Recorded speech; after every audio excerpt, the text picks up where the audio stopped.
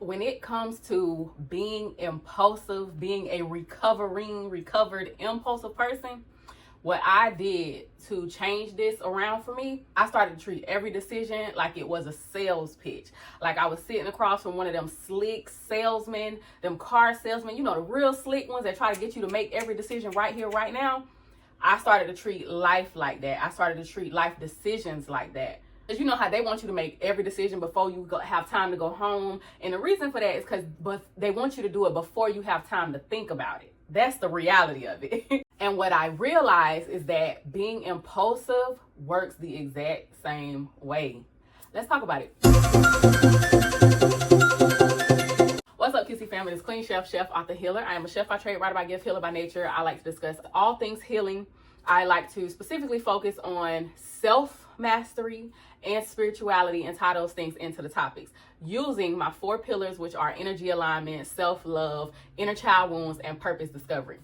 Now, this is going to be more about energy alignment as well as a little bit of purpose discovery in a sense, because mostly when you're being impulsive, it's not that you don't have the wisdom to make the right decisions. A lot of times you just make the decisions quickly. You don't give yourself time to think about it. It's kind of like when we talk about that difference between intuition and discernment, where intuition is like that gut feeling. It's an automatic thing. Discernment can also be automatic, but discernment is more about giving yourself the time and to get the clarity and make the judgment or make the decision. Impulsivity thrives in urgency. It's about a buy it now, decide now, respond now, react now.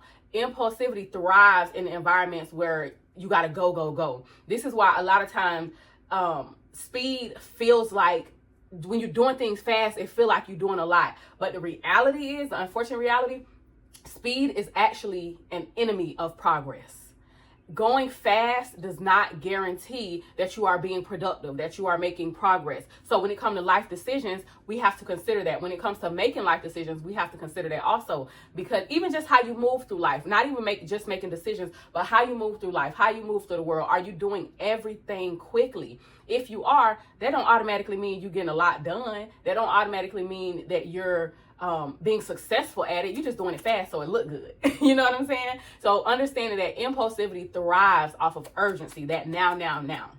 So slowing down when you do things, slowing down when you make decisions, slowing that life down in general. I always talk about slowing things down because it was a game changer for me. It changes the way I exist in this world, the way I exist as a woman, walking slower, talking slower, moving slower, you know what I mean? Driving slower. It changes your entire pace of life.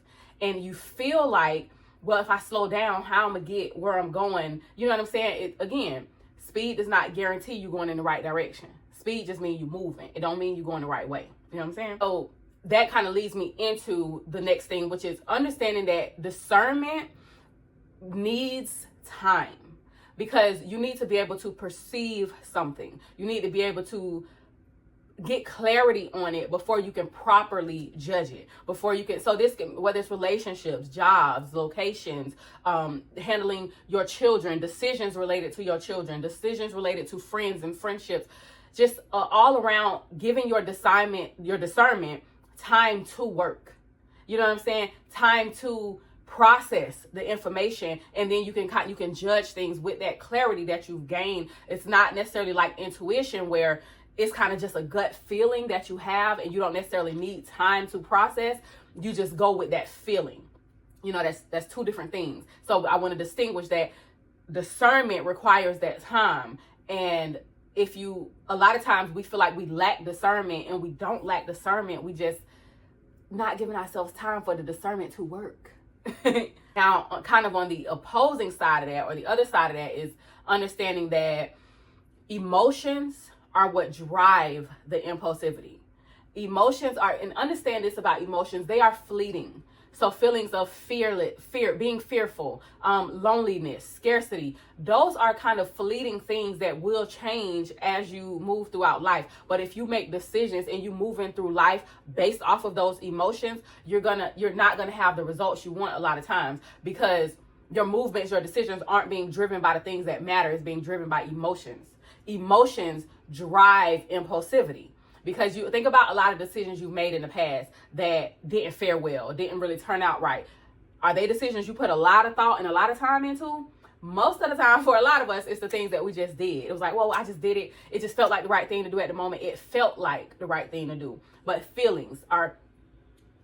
our emotions can be driving things and driving decisions that they just should not be. And even if it's a good emotion, like excitement or something, you can still make a bad decision off of a good emotion. You know what I mean? Like, you excited about something and you make a quick decision that don't really turn out well. And it's like, well, you didn't put a lot of thought into that. You was just excited and you went with it. You know what I'm saying? So understanding that our decisions and the things we do in this life that really, really matter, we have to give those things more consideration than just the emotion that we are feeling in a moment's time. You know what I'm saying? What I did for myself, learning all these things about myself, being observant and kind of paying attention, having that pattern recognition skill, paying attention to what I was doing and how my decisions were panning out after the fact. What I started to do was I created mandatory waiting periods for different things. So if you have a big decision, if you have a big purchase, if something is very, very important, like this is going to be a big deal, this is going to be a new business decision or a new job or whatever, I give myself mandatory time frames. Now, this is on a bigger scale, but even on smaller scales in your day-to-day life, something I would do, and I used to have a note section in my phone just for this, and something I would do because I realized like I can just say stuff, reply. Listen, I ain't always been this woman I am now. Your girl used to be a firecracker. You understand? And please understand, it's still in there. The beast in me, I always like to remind people who, teetering on that line, the beast in me is sleep, not dead. There was a time when your girl was just popping them off. Listen, I still like to cuss, and I cuss good. But I am mindful about how I respond and how I react to people now because I give myself time to do so. So what I was going to say, I used to have like this note section in my phone. If somebody was sending me a text message that was just like, let's say you're in an argument with your partner or a family, anything, somebody send me a message, right? And I know that I might not have the best response to this message, or what I've typed out may not be the best response, or it don't even have to be a response. It could be you having a thought about something and you finna initiate a message or a conversation with somebody that you know is going to be a tough conversation and it could go left.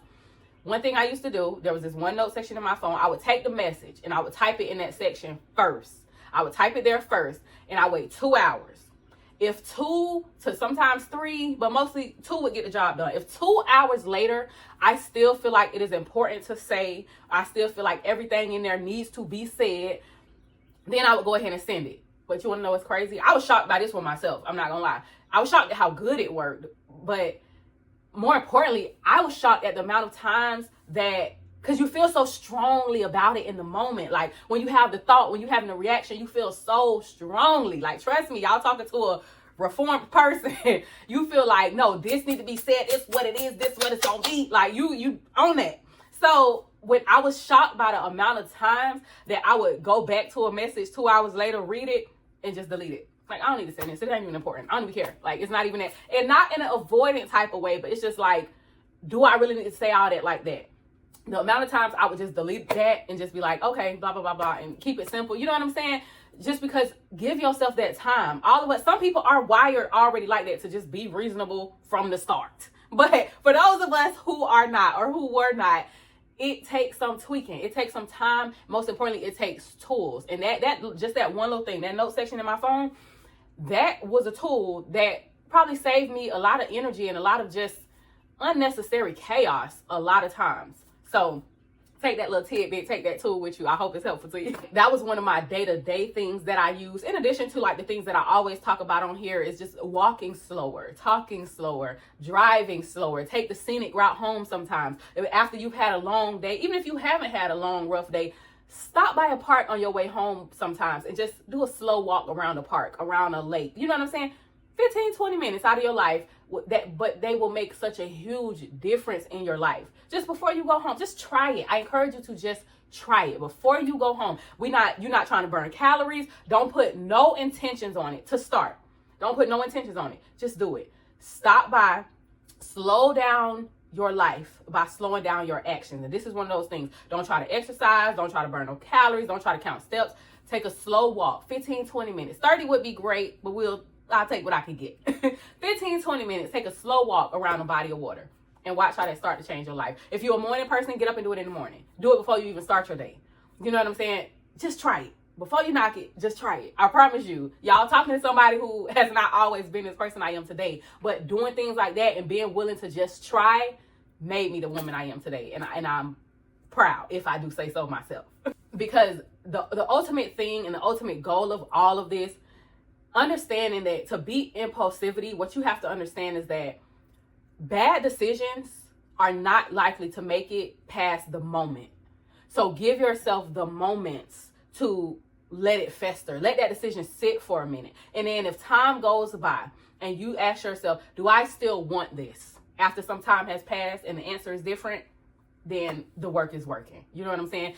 Things like that, those are the work. When we refer to shadow work and addressing things and changing who you are, changing the trajectory of your life, jumping timelines, the smallest little things get you started on that path, on that healing journey to change it. Because healing isn't always about just addressing really hurtful, really traumatic things.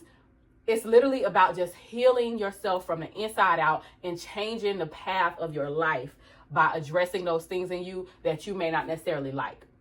So impulsivity, we could talk about where it came from, how you got like this, the whys and all that. And you can do that deep dive yourself if you want to journal and think about it.